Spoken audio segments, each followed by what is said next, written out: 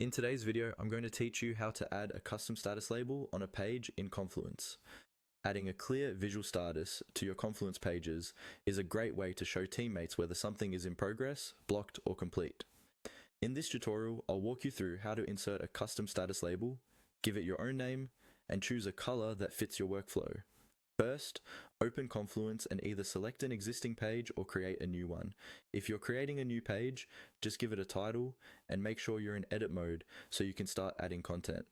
If you're working with an existing page, click the edit button so you're able to make changes. You'll want your cursor placed exactly where you'd like the status label to appear, for example, near the top of the page, under the title, or next to a heading. Next, with your cursor in place, start typing a /, then the word status with no spaces. This is using Confluence's quick command feature. As soon as you type /status, Confluence will show a small menu of options related to what you typed. From that menu, click on the option simply called status. This will insert a default status macro at your cursor location. You'll see a small pill-shaped label appear, usually with a generic name and color. This is just a starting point that you can customize.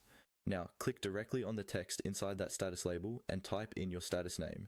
This could be something like in progress, on hold, needs review, or anything that makes sense for your team. Keep the wording short and clear so that anyone scanning the page can understand it at a glance.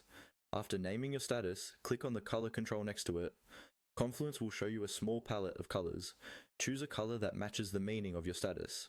For example, green often works well for completed, yellow for in progress, and red for blocked or urgent. Consistency is important, so try to use the same colors for the same meanings across your pages.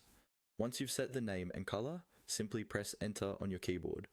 This confirms your custom status label and closes the editing box. Don't forget to publish or update the page so that everyone else can see the new status label. That's all you need to do to add a custom status label to a Confluence page.